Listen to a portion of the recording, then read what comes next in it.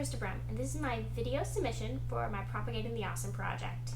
So today, I'm talking about the NRAO, or the National Radio Astronomy Observatory. The NRAO studies radio waves sent from distant celestial objects. This is important because there are still so many things learned about the universe that are hidden in other portions of the electromagnetic spectrum. In order to study the radio waves that are given off by these, the NRAO had an enormous radio telescope built in Green Bank, West Virginia. The radio telescope is essentially an enormous dish. The radio waves reflect off the dish and focus at the tip. The receivers amplify and detect the radio signals. Radio telescopes can give us a glimpse of all the things that even the telescope, like the Hubble telescope, can't see.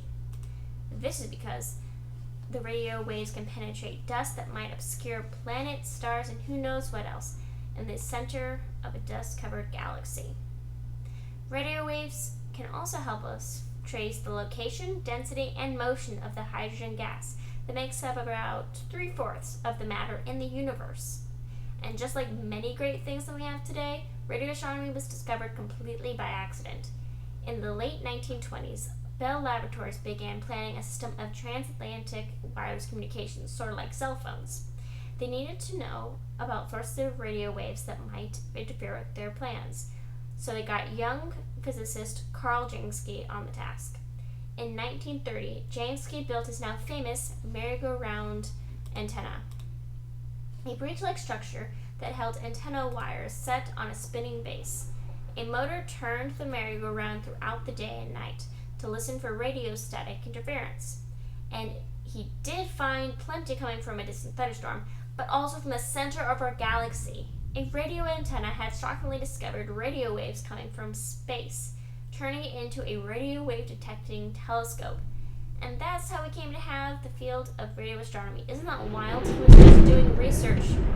There's my own thunderstorm. He was just doing research for a phone company, and he ended up founding an entire field of study. That's pretty cool. The equipment used to study the radio waves today is much more sensitive. They can pick up the vibration of a single snowflake landing on the ground.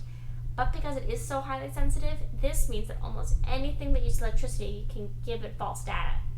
In order to weed out the rogue radio waves, they actually had to make an entire area within a 10-mile radius of the telescope a quiet zone, where all wireless technology is forbidden.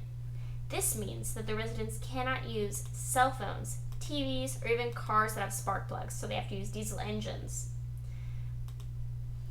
But they have found pretty cool ways to get around these regulations, such as these Faraday cages that they put their microwaves in. The Faraday cages basically block or keep in all of the radio waves coming from these things, so that the telescope won't pick them up. But most of the residents don't mind. The people that are born there are used to it, and many of the people that move there do so because they want to get away from excess technology. There are even people with electromagnetic sensitivity. This means that they get health problems just from things like cell phones, cell phone towers, computers, so they go here to get away from it, to get away from the headaches and heart palpitations they get from all the technology.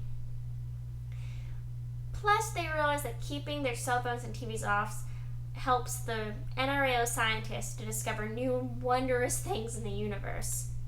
Who knows what they'll find next?